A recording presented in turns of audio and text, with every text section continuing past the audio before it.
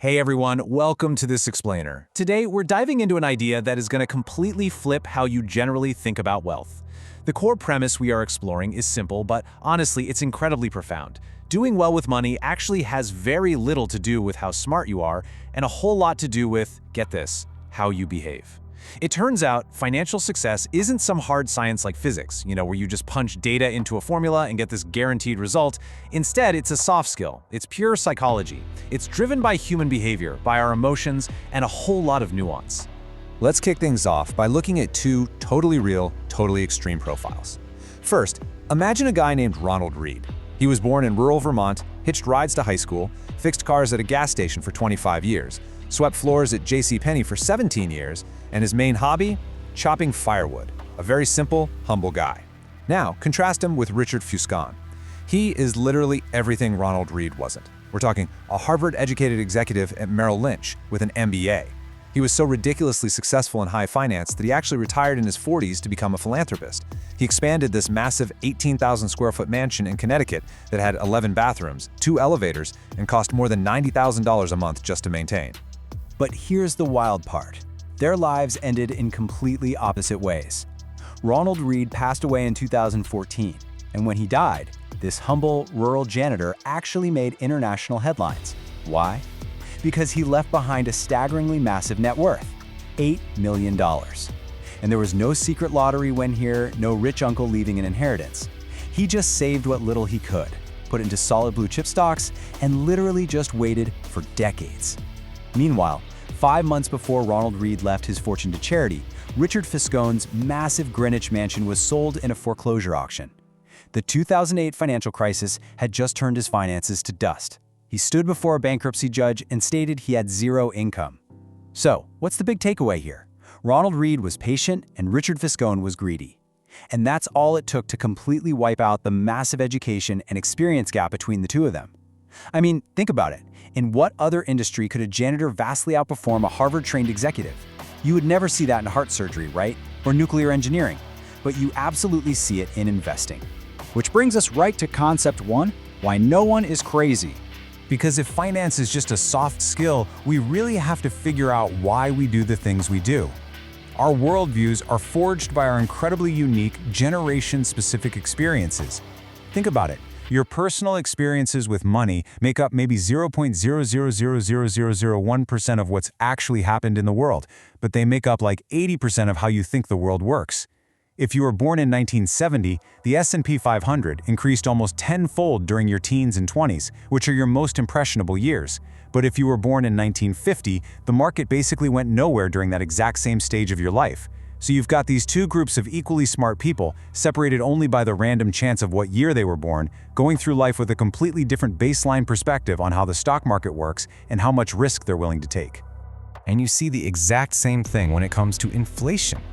If you were born in 1960s America, inflation during your teens and 20s sent prices up more than threefold. You distinctly remember waiting in gas lines. But if you were born in 1990, inflation was practically non-existent for your whole early life. So, when these two generations sit across the table from each other to debate an investment, they aren't even speaking the same language. What seems like a wildly crazy financial decision to one person makes perfect, logical sense to the other just based on their lived experience. So let's apply this to something that drives financial gurus absolutely up the wall. Why do broke people buy lottery tickets? The lowest income households in the US spend an average of $412 a year on lotto tickets. But at the exact same time, 40% of Americans say they couldn't even come up with $400 in an emergency. So they're essentially blowing their safety net on a literal 1 in a million chance. Now, if you have a comfortable income, that sounds absolutely, undoubtedly crazy. But what if you strain your empathy just a little bit here? You can actually start to see their internal logic. There's a great line that captures this perfectly. We are paying for a dream, and you may not understand that because you're already living a dream. To a low-income earner, a lottery ticket might literally be the only time they get to hold onto a tangible dream of getting the things that others just take for granted.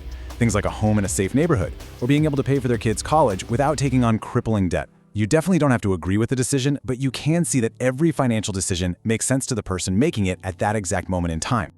Look, the comforting truth is, we all do crazy stuff with our money. And here's why. We are all essentially just winging it. Sure, money itself has been around a really long time. King Eliautes created the first official currency way back around 600 BC. But modern financial tools, they are practically infants. Meaningful social security checks didn't even start until the 1980s. The 401k was born in 1978. The Roth IRA was introduced in 1998. I mean, if the Roth IRA was a person, it would barely be old enough to grab a beer. Dogs were domesticated 10,000 years ago, yet we've only had a few decades of experience with the modern financial system. Honestly, no wonder we make mistakes. Okay, let's shift gears a bit. Concept 2, the siblings, luck and risk. Luck and risk. These are like unseen siblings, twin forces that guide absolutely every outcome in life beyond our own individual effort. It's kind of an uncomfortable reality, but the world is just too complex to allow 100% of your actions to dictate 100% of your outcomes. Let's look at how Bill Gates got his start.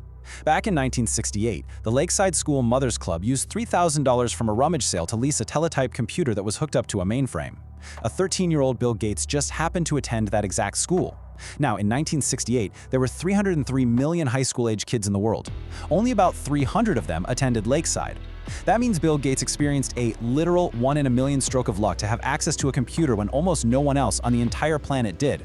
Even Gates himself admits, if there had been no Lakeside, there would have been no Microsoft. But now, let's look at how those exact same odds played out for someone else.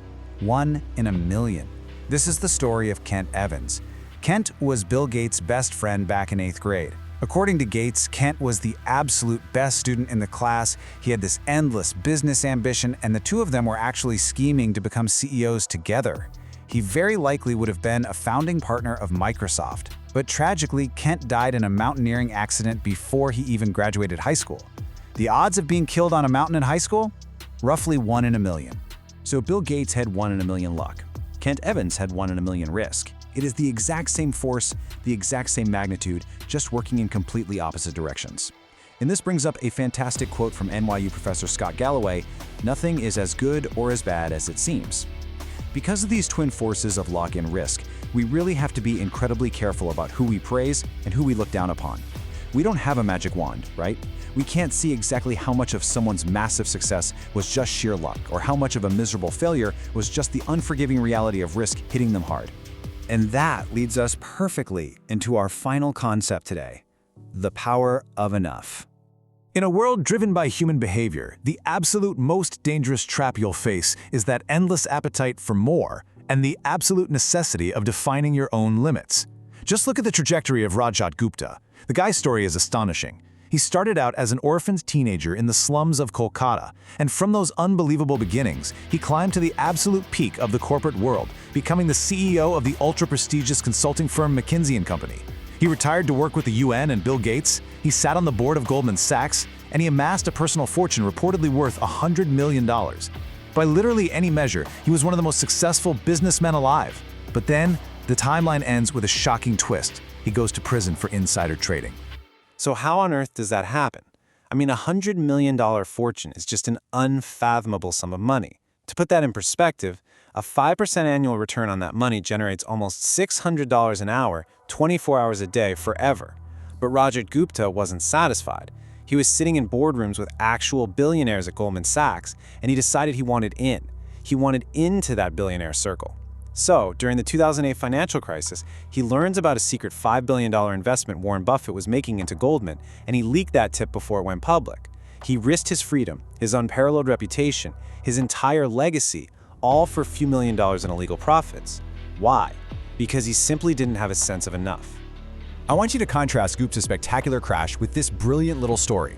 The author Joseph Heller, the guy who wrote the wildly popular novel Catch-22, was at a party hosted by a billionaire hedge fund manager on Shelter Island. A friend nudges him and points out that their host had made more money in a single day than Heller had earned over the entire history of his famous book. And Heller just casually responds, "Yes, but I have something he will never have. Enough." Mic drop. Boom. For the absolute wealthiest among us, there often just seems to be no limit on what more looks like. Truly knowing when you have enough, that is the ultimate financial superpower. So, we're at the end of this explainer, and I want to leave you with something to really chew on.